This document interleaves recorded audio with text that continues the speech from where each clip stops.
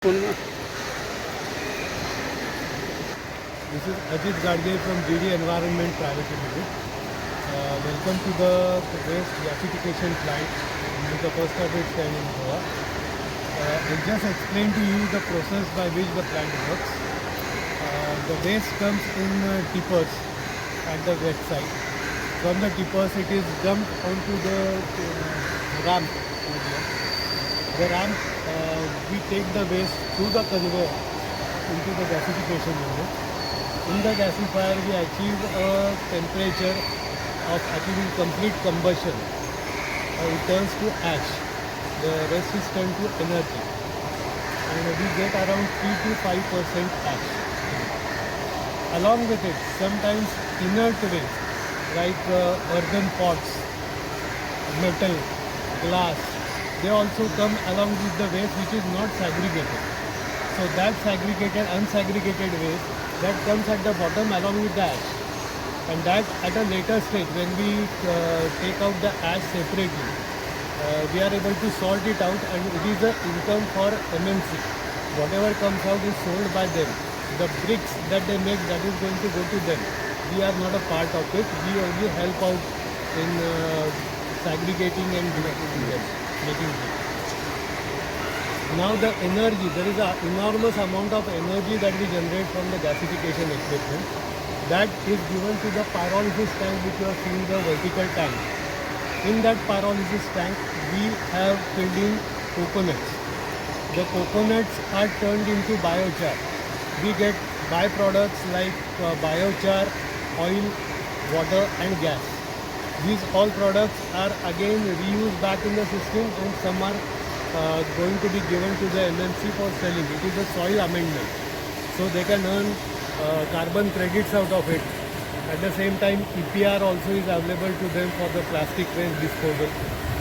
And you can have carbon credits for the entire, not generation of any methane.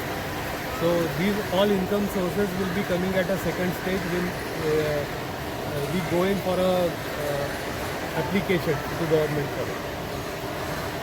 This is the basic process. Now I can show you the waste that we generated.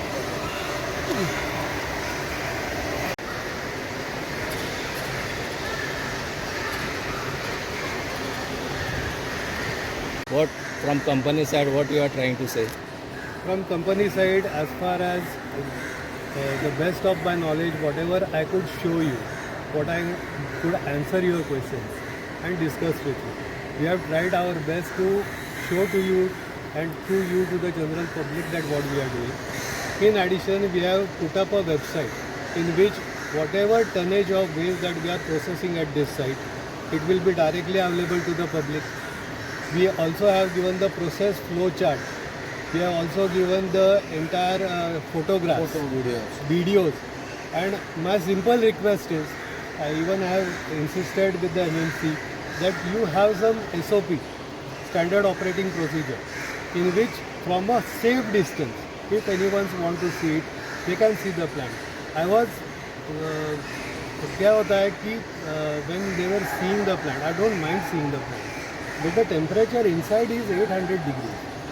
तो आप खुद होके without any guidance या कुछ करके आप plant पे चढ़ के मत देखो. And to satisfy your curiosity मैंने उसका भी वीडियो डाल दिया ऑन द नेट कि अंदर कैसे क्या जलता है, वो भी आप देख सकते हो. And it should be under some guidance, not directly कि वहाँ पे जाओ. अगर कोई गिरता तो हमारे ऊपर आता कि ऑपरेटर क्या कर रहा था. तो that shouldn't happen. That is my only request. Doubts होते थे. The main thing was that we wanted to make it public. We wanted to explain to you what is our project.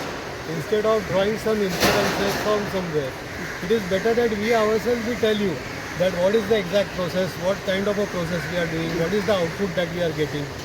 So it was more of a direct interaction in the sense that you get to know that what exactly we are doing over here. And any questions that you have regarding this can be answered in a proper way. तो उसने बोला था कि ये plant ठीक तरीके से चलता नहीं करके लास्ट टाइम आए तभी. आपका क्या? On what basis? जो नारियल का ये डालते हैं ना, वो ये नहीं होता है. सर, नारियल का बायोचार जो निकलता है तो बायोचार मैंने आपको दिखाया।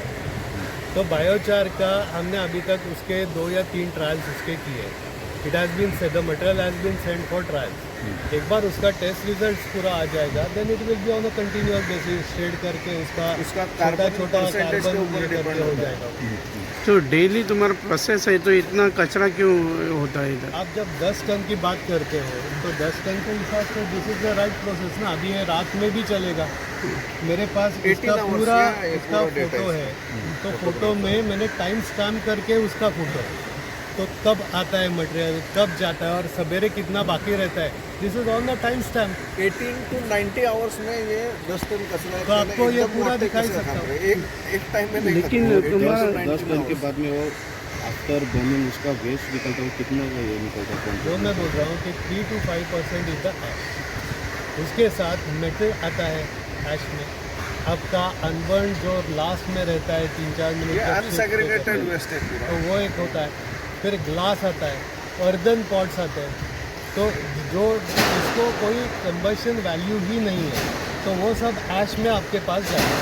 तो ऐश में वो सेग्रीगेट, जब आप ऐश अलग करते हो चालनी से, तो उसके साथ में आप मेटल वगैरह अलग करके you can sell it to the recycler.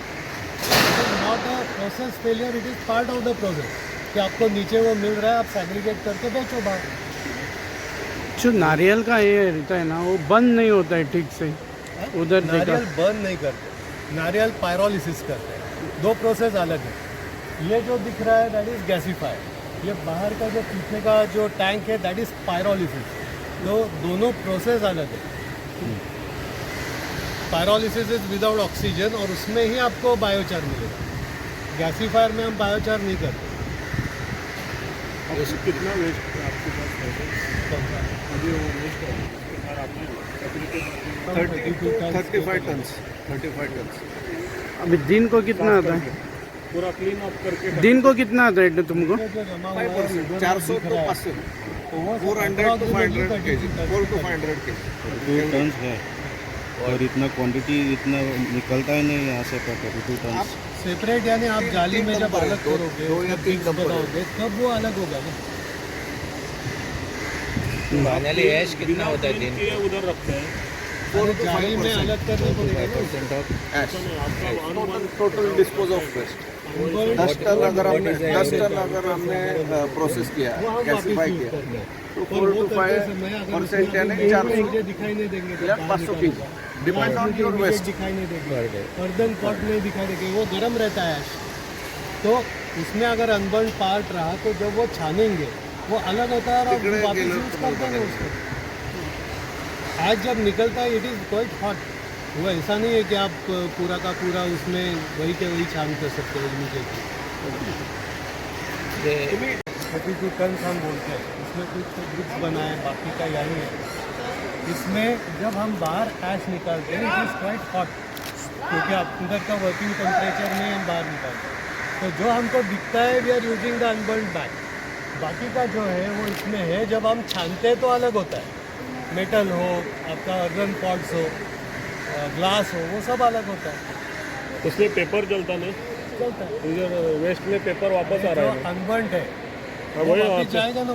हम बाहर फेंकेंगे नहीं, कुछ भी बाहर वैसा नहीं, अभी एक बार पेपर वेपर डाला तो जल के आना चाहिए ना, नहीं तो प्लांट अब डायरेक्ट। उसके साथ में अगर पूरा का पूरा बाकी का भी मटेरियल है वो भी तो देखना पड़ेगा ना। नहीं, ऐसा क्यों होता है वो? पेपर वेपर बिना जल के, प्लास्टिक भी बिना जल के आ रहा है आपका। और देखो कितना बहुत सारा पेपर खड़ा है बिना जल के, प्लास्टिक भी नहीं जल रहा ठीक से। अंदर जब आपका मटेरियल जाएगा, अगर बाहर आता तो सैग्रीगेशन के वक्त वापस ही जाएगा ना अंदर। अगर ऐसा होगा कि हम कुछ बाहर डाल रहे हैं या कुछ है, then I am at a fault. मेरे ही प्रीमाइस में है, मैं छान रहा हूँ, उसको ब्रिक्स बना रहा हूँ, उसके बाद मैं वापस यूज़ कर रहा हूँ। ब्रिक्स आप लोग बना रहे थे, म्यूनसिपालिटी बना हमने रहे हैं? ये बना रहे हैं, बट छानने हम पहले तो उनको बोल रहे हैं ना कैसे करना है, क्या है उसका परसेंटेज में क्या करना है। इसका प्रोपोर्शनेट रहता है 50% ऐश, 25 to 30% तुम्हारा सीमेंट और क्रश सैंड।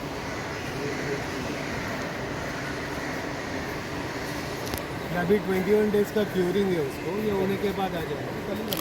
हाँ, ये ये छानने के बाद ये 2 दिन पहले बनाए, ये लेकिन ऐसे- उसको क्यूरिंग के लिए एटलीस्ट 15 to 20 डेज तो चाहिए, नहीं तो फूट जाएगा। ये आपने बनाया म्यूनसिपैलिटी ने बनाया? म्यूनसिपालिटी साथ मिल के बनाया, हमारे एग्रीमेंट में ऐसा ही है ना, साथ मिला के करना है सब जो भी है। विल प्रोवाइड द डिटेल, जैसे आपका बायोचार है तो बायोचार कहाँ पे है? ये labour crush sand and cement provide by MMC, उन्होंने प्रोवाइड किया, हमने बनाया।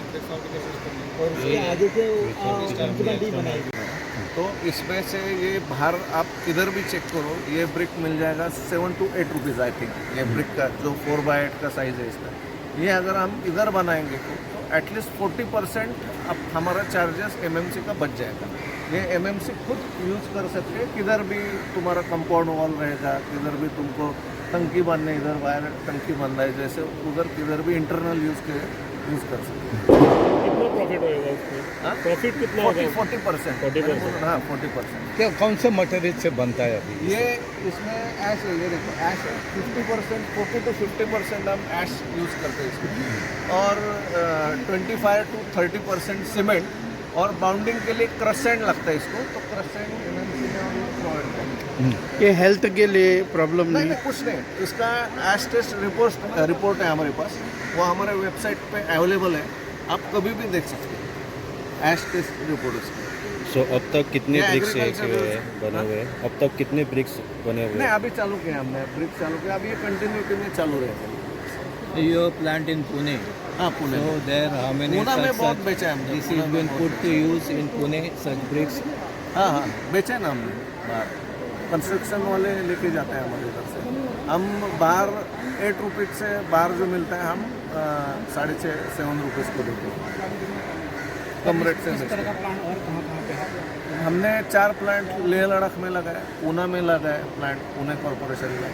पहले दिल्ली में था हमारा प्लांट, दिल्ली से ही हमको principal scientific adviser to government of India, उन्होंने हमारा प्लांट सर्टिफाई करके दिया है। हमने बेंगलोर एग्रीकल्चर यूनिवर्सिटी में दिया है, वो भी सब पूरा जिधर किधर किधर प्लांट लगाया, वो भी पूरा प्रोफाइल हमारे वेबसाइट पे है, आप कभी भी देखिए इधर। दूसरा अभी हमें 1.5 साल का कॉन्ट्रैक्ट हमारा, और जो प्रिंसिपल साइंटिफिक हाँ, एडवाइजर principal। गवर्नमेंट 1.5 साल का वो हमने कंप्लीट कर दिया। जब गवर्नमेंट चेंज हो गया तो हमारा अकेले का मन नहीं पड़ा है, IIT दिल्ली, जयपुर और 4-5 कंपनियां थे। जब उन्होंने हैंडओवर किया म्यूनसिपल कॉरपोरेशन को दिल्ली, तब उन्होंने आगे चलाया। जब सब मिला के चलाते थे 1.5-2 साल तो वो चल रहा था ठीक से, उसको कॉन्ट्रैक्ट है हमारे पास, validation उसके नहीं। पास पूरा रिकॉर्ड है। अगर गवर्नमेंट चेंज हो गया और हैंडओवर किया उसके बाद में बंद हो गया तो हम कुछ नहीं कर सकते। जो हमारे नहीं तो वेस्ट ऑफ मनी ना बाद में कौन सा? बंद पड़ा तो वो गवर्नमेंट को देखना चाहिए ना।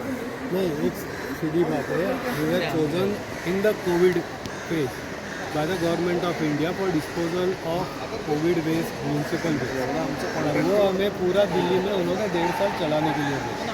तो हमने पूरा वैलिडेट करके उन्होंने हमको सर्टिफाई किया वैलिडेशन कि सर्टिफिकेट आपका जो प्लांट है वो सही है, उस हिसाब से आप म्यूनसिपल वेस्ट वगैरह सब कर सकते हैं। We are among the waste to wealth mission पे भी मेरा नाम है, PSA ऑफिस के वेबसाइट पे भी मेरा नाम है। इसके बावजूद आपका जो अगली accelerated growth of new India में भी हम सिलेक्ट हुए हैं, तो वैलिडेशन हमारे पास उसके पूरे हैं।